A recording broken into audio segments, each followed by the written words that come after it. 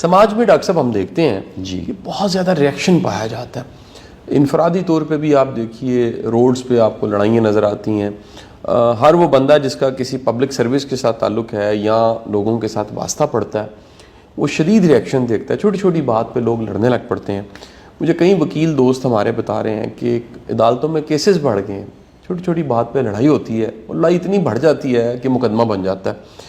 اس کے ساتھ ساتھ سر ایک آپ موب سائیکالوجی پہ بھی بات کیجئے کہ جب بھی لوگ اکٹھے ہوتے ہیں وہ توڑ پھوڑ شروع کر دیتے ہیں. دنیا میں کہیں بھی کوئی واقعہ ہوتا ہے اس کے ریئیکشن میں وہ یہاں توڑ پھوڑ شروع کر دیتے ہیں اور اس موب کو پھر سنبھالا نہیں جا سکتا. یہ آپ 70-74 سال کی تاریخ پاکستان کی اٹھا کے دیکھ لیں, ہماری جو ایک ریئیکٹیو اپروچ ہے سوسائٹی کی وہ بہت زیادہ بڑھ گئی ہے.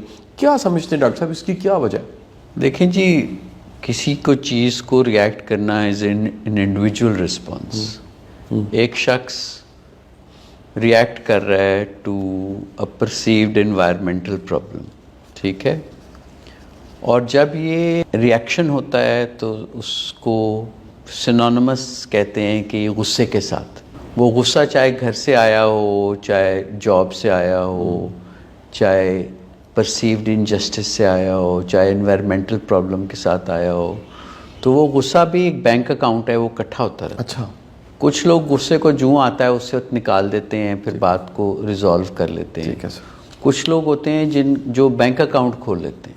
اچھا سر, یہ ٹائپ ہے سر لوگوں کی؟ جی ہاں, بینک اکاؤنٹ میں ڈپازٹ کرتے رہتے ہیں, ڈپازٹ کرتے رہتے ہیں. کوئی وہ کہتے ہیں یار نہیں کوئی نہیں ٹھیک ہو جائے گا, مینو ایسے لے ایسے گل نہیں کرنی چاہیے.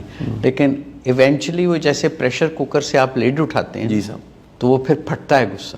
تو اینگر تو بیسیکلی یہ نارمل ایموشن ہے کسی حد تک دیکھا جائے, لیکن جب اس کا ایکسپریشن اس طریقے سے ہو کہ آپ اگلے کی جان و مال کو تحفظ نہ دے پائیں, آپ اس کی ڈگنیٹی عزت کو رسپیکٹ نہ کریں, آپ اس کی بچوں کو رسپیکٹ نہ کریں, تو وہ پھر غصہ جو ہے بہت برے طریقے سے نکلتا ہے. مذہب نے بھی ہمیں بتایا ہے کہ غصے کو صحیح طرح کنٹرول کرنا چاہیے, اس کو ہمیں چینلائز کرنا چاہیے. غصہ should be seen as an opportunity to learn, ہے نا, کہ یار یہ مجھے اس بات پہ غصہ چڑھ رہا ہے تو کیوں غصہ چڑھ رہا ہے, اس کی کیا وجہ ہے, ٹھیک ہے سر, اس کو میں کیسے حل کر سکتا ہوں بجائے کہ میں اس دوسرے شخص کے ساتھ گالی گلوچ کروں یا اس کو پریشان کروں. تو کچھ لوگ ہوتے ہیں وہ اینگری ہوتے ہیں بائی پرسنالٹی. اچھا سر, اور اینگر کے جو ٹریٹس ہیں وہ پرسنالٹی میں کیسے ڈیولپ ہوتے ہیں. آپ نے بچپن میں ماں باپ کو دیکھا لڑتے ہوئے, غصہ کرتے ہوئے, ایک دوسرے سے بد کلامی کرتے ہوئے, ایک دوسرے کے اوپر ہاتھ اٹھاتے ہوئے, تو بچے یہ چیزیں ماڈل کرتے ہیں. ٹھیک سر. میں ایک ایگزامپل اکثر دیتا ہوں کہ ایک آدمی ہے وہ شیو بنا رہا ہے, تو اس کا بچہ بھی ساتھ کھڑے ہو کے اس نے بھی ساری کریم لگائی ہوئی ہے, وہ بھی شیو بنانے کی کوشش کرتا ہے. تو اسی طرح یہ اچھی باتوں کو بھی بچے ماڈل کرتے ہیں, اور جو گھر میں حالات یا ڈیفیکلٹیز پیدا ہوتی ہیں, and that is what they learn, اور وہ پھر ان کے انکانشیس یا سب کانشیس مائنڈ میں انٹیگریٹ ہو جاتا ہے, کہیں بیٹھ جاتا ہے کہ یار رشتوں کو ایسے ہی ہینڈل کیا جا سکتا ہے. تو وہ جب بات اس لیول تک پہنچ جاتی ہے تو وہ پھر ایونچولی ایک کوپنگ میکنزم بن جاتا ہے. کچھ پرسنالٹی ڈس آرڈرز ہیں ایسے جس میں سائیکوپیتھک پرسنالٹی ڈس آرڈر ہے, یا اینٹی سوشل پرسنالٹی ڈس آرڈر ہے, یا بارڈر لائن پرسنالٹی ڈس آرڈر ہے.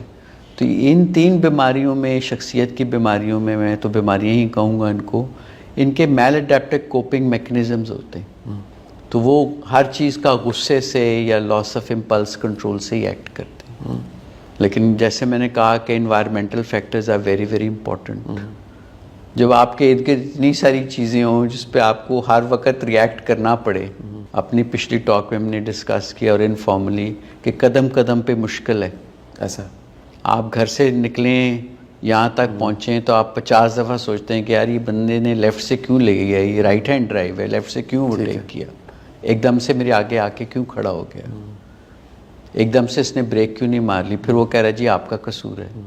تو اس قدر انسرٹن انوائرمنٹ میں آپ کا اراؤزل سٹیٹ ہمیشہ بڑا رہتا ہے. ٹھیک ہے سر. جب آپ اراؤزڈ ہوتے ہیں تو آپ ظاہر اینکشس بھی فیل کرتے ہیں, اور اگر سڈن اراؤزل ہو تو آپ کا ریئیکشن بھی سڈن ہوگا. میں اکثر ہنس کے کہتا ہوں کہ جب میں انگلینڈ میں کئی سال میں نے گزارے، وہاں تھوڑا سا آدمی ڈپریسڈ ہو جاتا ہے کیونکہ سسٹمز اتنے اچھے بنے ہوئے ہیں کہ آرام سے ہر چیز کو آپ فالو کریں، کوئی سوچ بچار کی ضرورت نہیں ہے. وہاں انگزائٹی کا level, day to day anxiety کی بات کر رہا ہوں، everything is so predictable. تو آپ کو اتنی انگزائٹی رہتی ہی نہیں ہے. میں نے کبھی، وہ اور بات ہے کہ بندہ اداس ہو جاتا ہے، یار ملک میں نہیں ہے، کام زیادہ کرنا پڑ رہا ہے، لیکن پریڈکٹیبل انوائرمنٹ جو ہے نا اس میں anxiety is relatively less. Unpredictable environment میں انگزائٹی کا level is usually very high. ٹھیک ہے سر. اچھا، ایک کرونک فرسٹریشن ہے جو ہم دیکھ رہے ہیں نوجوانوں میں، اپنے ارد گرد لوگوں میں، بزنس مینوں میں. ہمارا ایک دوست ہے جو گاڑیاں بناتا ہے، تو اس سے میری بات چیت ہو رہی تھی تو وہ کہتا ہے کہ یار LCA ہی نہیں کھل رہی، مجھے تو پتہ نہیں میرے کاروبار کا کیا بنا ہوگا.